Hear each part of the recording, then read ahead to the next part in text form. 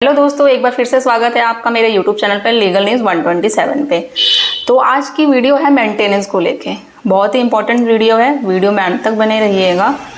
2020 में एक जजमेंट आई थी रजनीश वैश नेहा मेंटेनेंस को लेके, जिसमें सुप्रीम कोर्ट ने एक इम्पॉर्टेंट जो गाइडेंस है ना वो पास करी थी। अब ये जो 2024 चल रहा है और नए कानून भी लागू हो चुके हैं, इसमें एक बार फिर से एक जजमेंट आई है मेंटेनेंस को लेके। वीडियो में एंड तक बने रहिएगा। अगर आप मेरे चैनल पर नए हैं अभी तो चैनल को सब्सक्राइब, लाइक और शेयर करना बिल्कुल मत भूलिए। तो जो जजमेंट आई है किरण वेजिन अनीश, ये भी मेंटेनेंस को लेकर ही आई है। तो दोस्तों मतलब मेंटेनेंस कितना होना चाहिए, मेंटेनेंस का आधार क्या होना चाहिए, किन फैक्टर पर डिटरमाइन होना चाहिए, ठीक है। और अगर पति मेंटेनेंस पत्नी को नहीं देता है तो क्या उसे एज ए पनिशमेंट करना चाहिए। और मतलब कोर्ट ने जो पहले जजमेंट आई थी उसके जो भी पॉइंट्स है, गाइडलाइंस है, वो सारी चीज़ें फॉलो करी है इस जजमेंट में। और पत्नी को मेंटेनेंस कितना मिलेगा, ये सभी पॉइंट्स को ना सुप्रीम कोर्ट ने डिस्कस किया है।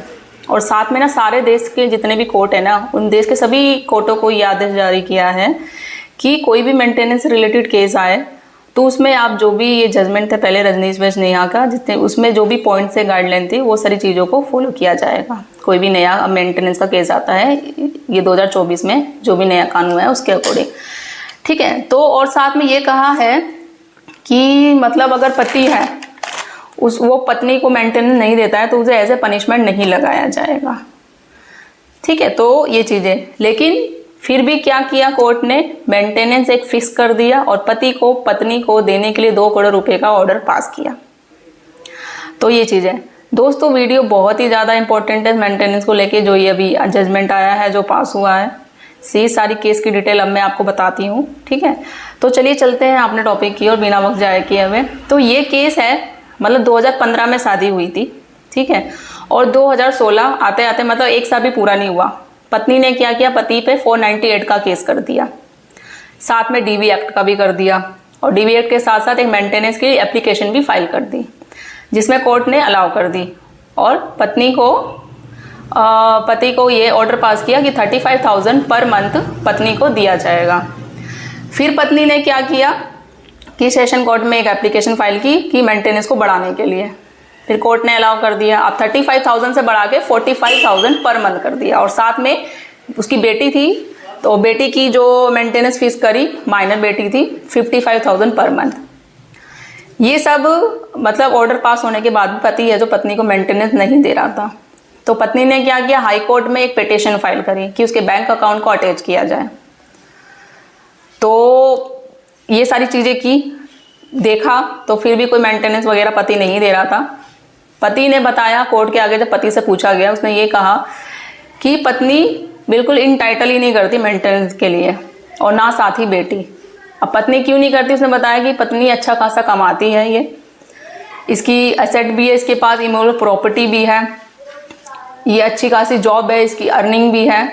और बेटी को इसलिए ये इंटाइटल नहीं है, इसलिए क्योंकि वो उसकी बेटी नहीं है, इसकी पहले शादी हो रखी थी, पहली जो पति है उसकी वो बेटी है। और साथ ही साथ उसने भी उससे मेंटेनेंस का, वो अलग जब हो गई थी, डिवोर्स वगैरह लिया था, उसने भी मेंटेनेंस का 1 टाइम सेटलमेंट किया था उसके साथ, अपने पहले हस्बैंड के साथ, जिससे कि 1 टाइम सेटलमेंट का अमाउंट 40 लाख रुपए लिया था। तो ये सारी चीज़ें बताई। अब दोस्तों ये है कि जो मेंटेनेंस दिया जाता है ना, कि मतलब ये है नहीं है कि एज ए पनिशमेंट किया जाएगा पति पे कि भाई आपको ये एक अमाउंट फिक्स कर दिया जाएगा, जो पत्नी बोलेगी उसी आधार पे पति को देना पड़ेगा और कोर्ट भी वही डिसीजन सुनाएगा, ऐसा नहीं है। सारी एक कंडीशन होती है, एक चीज़ें होती है, वो सारी चीज़ें देखी जाती है कि क्या क्या है वो टॉपिक, वो पॉइंट क्या है, उसके अकॉर्डिंग देख के मेंटेनेंस फिक्स किया जाता है। अब मैं 1 बाय 1 आपको बताती हूँ। जैसे कि पहले होता है स्टेटस ऑफ पार्टी, मीन जो फर्स्ट पार्टी जो उसकी पत्नी है उसका स्टेटस देखा जाएगा कि क्या है। दोनों पार्टी का अगर देखा जाए कि अगर हस्बैंड है उसको मेंटेनेंस देनी है तो उसकी फाइनेंशियल कंडीशन कैसी है, कैसे नहीं। और मैं आपको ये बता दूं, मेंटेनेंस इसलिए दिया जाता है पत्नी को कि आने वाले टाइम में अगर वो पति से वो अलग रह रही है, डिवोर्स रह रही है, तो कुछ ज़्यादा दिक्कत भी ना हो, इसलिए एक फिक्स अमाउंट एक मेंटेनेंस दिया जाता है कि और उसको दिक्कतों का, परेशानियों का सामना करना ना पड़े। अगर उसके बच्चे हैं तो वो भी, अगर उसको एक फिक्स अमाउंट मिलता है तो उसे अपने आने वाली ज़िंदगी वो अच्छे से अपने बच्चों के साथ बिता सकती है। तो इसलिए और काफ़ी मतलब ये चीज़ को भी लेके नहीं भाई कि मेंटेनेंस अगर आपने कोर्ट में अप्लाई की, जैसे मैं बता रही हूँ, तो जो आप बोलोगे उस हिसाब से नहीं मिलेगा, ठीक है। कुछ चीज़ें होती है, कंडीशन होती है, उस चीज़ों को फॉलो किया जाता है। जैसे मैंने फर्स्ट बोला स्टेटस ऑफ पार्टी देखा जाता है, उसके फाइनल की कंडीशन क्या है, ठीक है। और सेकेंड की नीड ऑफ वाइफ, कि वाइफ को अगर ज़रूरत है तो मतलब जायज़ होनी चाहिए चीज़ें, ये नहीं कोई लग्जरी मतलब घूमने वूमने के लिए सारी चीज़ों करने के लिए उसको चाहिए, ये नहीं कि उसकी अगर ज़रूरत है कि फाइनेंशियल कंडीशन वाइफ की अच्छी नहीं है, उसका कोई सपोर्टेड नहीं है, फैमिली अकेली है, अगर है भी तो उसके मायके की साइड से इतने नहीं है फाइनेंशियल कंडीशन स्ट्रॉन्ग कि वो भाई रह सकती है। अगर आप मेंटेनेंस नहीं दोगे तो बच्चे भी है, उसकी भी एजुकेशन करानी, सब देखना है, रहना है, अपना घर नहीं है, ये सारी चीज़ें देखनी पड़ेगी। और थर्ड है एम्प्लॉयमेंट स्टेटस, अगर वो जॉब कर रही है, ये नहीं कर रही है, जॉब कर रही है तो भाई उसको मेंटेनेंस देखा जाएगा कि मिलेगा नहीं मिलेगा। अगर मिलेगा तो अगर जॉब कर रही है तो क्या उसकी सैलरी है, नॉर्मल होगी तो उस हिसाब से देखा जाएगा, फिक्स किया जाएगा। फोर्थ है असेस्ट ऑफ पार्टी, मतलब उसकी कोई प्रॉपर्टी भी है, जैसे संपत्ति वगैरह होती है, वो सारी चीज़ें, ये सारी चीज़ें देखी जाएगी। और स्टैंडर्ड ऑफ लिविंग भी देखा जाएगा कि मीन्स अगर वो शादी के बाद, जैसे शादी हुई है लड़की की और ससुराल में आई है और किस हिसाब से उनका लिविंग स्टैंडर्ड था वो देखा जाएगा पति का, कि उसके अकॉर्डिंग ही फिर एक मेंटेनेंस पत्नी को दिया जाएगा। और एक और है लाइक एम्प्लॉयमेंट सेक्रीफाइस, जैसे कि पत्नी शादी से पहले जॉब करती थी, बट शादी जब हुई उसने शादी के बाद क्या किया, जॉब छोड़ दी। वही शादी रीज़न होता है कि छोड़ दी, पति नहीं चाहता था, ससुराल वाले नहीं चाहते थे, या जो भी है बच्चे की वजह से उसने सेक्रीफाई कर दी, तो वो सारी चीज़ें भी देखी जाएगी। और मतलब लाइक एक और पॉइंट है आपका कि कोई उसका पत्नी का है, मतलब अलग रह रही है जब पति से, कोई उसका सोर्स ऑफ इनकम नहीं है, कुछ भी नहीं है, तो उसको अपना जीवन आगे बढ़ाने के लिए, बच्चों का देखने के लिए, तो वो चीज़ें चाहिए। लास्ट है कैपेसिटी ऑफ हस्बैंड, हस्बैंड का ये देखा जाएगा मेंटेनेंस देने के लिए कैपेबल है या नहीं है, मीन्स वो जॉब कर रहा है या नहीं कर रहा है। अगर जॉब कर रहा है तो उसकी सैलरी कितनी है पर मंथ की, कितना वो दे सकता है, क्या उसकी कंडीशन है, उसकी फैमिली में कितने मेंबर हैं, वो उन पे भी डिपेंड करता है, उनका भी खर्चा चलाता है, उसके अपने कितने खर्चे, तो ये सारी चीज़ें दे जाएगी उसके अकॉर्डिंग। ये सारे जो फैक्ट है, ये जो मैंने पॉइंट बताए हैं, उस सब चीज़ों को देख के ही मेंटेनेंस को फिक्स किया जाता है, ठीक है। तो इसमें क्या है, जब इस केस में बात की जाए, मेंटेनेंस करने पे बात की, तो पति ने ये सारी चीज़ें बताई कोर्ट में, तो उसने बोला ये भी बातें कहा कि 9 साल से हम अलग रह रहे हैं, बस एक पेपर के थ्रू ही, मतलब मान लो एक हस्बैंड वाइफ है। तो कोर्ट ने ये सारी चीज़ें बातें सुनी, सुप्रीम कोर्ट ने, तो उसने ये पास किया कि भाई इनका डिवोर्स लेना ही, डिवोर्स के लिए आगे केस फाइल कर दिया। और बात की जब मेंटेनेंस पे, दोनों पति और पत्नी की बातों को सुना, तो पति की पहले बात है जो उसकी जो पर मंथ की सैलरी थी 8 लाख थी, मतलब ग्रोस, और इन हैंड 5 लाख आती थी। अब उसके बाद कौन कौन डिपेंड है उस पर, लाइक उसके पेरेंट्स भी है, एक और रिलेटिव है, ठीक है। पेरेंट्स का अगर खर्चा, उसके जो रिलेटिव है साथ में जो रहते हैं, तो उसको 55,000 मतलब पर मंथ है, और उसका अपना खर्चा 4 लाख का है, ठीक है।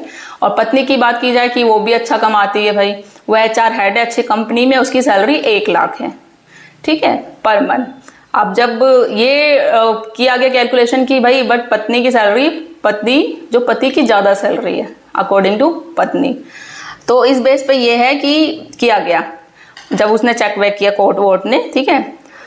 फिर मेंटेनेंस एक की बात पे बात की गई, तो पत्नी से पूछा गया कि आप मेंटेनेंस कितना चाहते हो, तो पत्नी ने ये कहा कि भाई ये जैसे मेंटेनेंस फिक्स तो होगा नहीं, कोर्ट ने ये कहा कि इससे बढ़िया है कि आप 1 टाइम सेटलमेंट हम कर देते हैं, आप बताओ कि आप 1 टाइम सेटलमेंट क्या कितना चाहते हो। तो पत्नी ने ये कहा मुझे 5 से 7 करोड़ रुपए चाहिए 1 टाइम सेटलमेंट में। पति ने ये कहा भाई बता दिया है कि 5 लाख इन हैंड आती है, मेरा खर्चा अपना खुद का पर्सनल है 4 लाख, और फैमिली भी है, बहुत सारी रिस्पॉन्सिबिलिटी है, जिम्मेदारी है, तो मैं इतना नहीं दे सकता हूँ, मैं ज़्यादा दे लगता हूँ 50 लाख दे सकता हूँ 1 टाइम सेटलमेंट में। तो सारी कंडीशन को देख के भी फिर सब, मतलब सारी चीज़ें उसके हस्बैंड ने बताई, जो पति था सारी चीज़ें बताई, फिर भी कोर्ट ने क्या किया, पत्नी को मेंटेनेंस के लिए, पति को उस पर 2 करोड़ रुपए एक फिक्स कर दिया मेंटेनेंस को देने के लिए। तो ये चीज़ें फिक्स किया।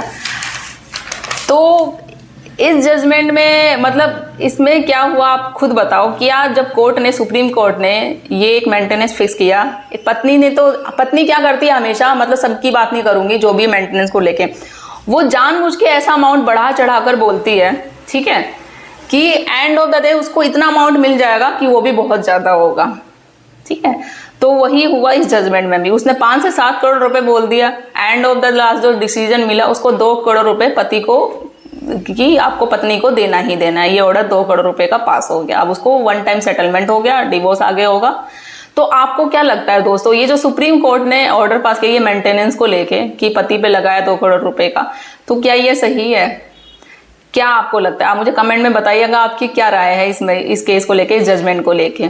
और ये जो जजमेंट है ना, मैं अपने डिस्क्रिप्शन में भी आपको डाल दूंगी, आप इसे डाउनलोड करके अच्छे से रीड आउट कर सकते हैं, पढ़ सकते हैं, और अपने केस के फैक्ट के अनुसार भी इसे अब अगर यूज़ करना चाहो तो यूज़ कर सकते हैं। ऐसे मैं और नेक्स्ट टाइम फिर से मिलती हूँ आपको ऐसे ही इंटरेस्टिंग वीडियो के साथ। तब तक के लिए थैंक यू। और हाँ, अगर आपने मेरे चैनल को सब्सक्राइब नहीं किया, फिर से मैं बोलती हूँ आप सब्सक्राइब करो, लाइक करो, ज़्यादा से ज़्यादा लोगों तक शेयर करो, जिससे इनको नॉलेज नहीं है तो उनको भी नॉलेज मिल सके। जल्दी मिलती हूँ मैं, तब तक के लिए थैंक यू।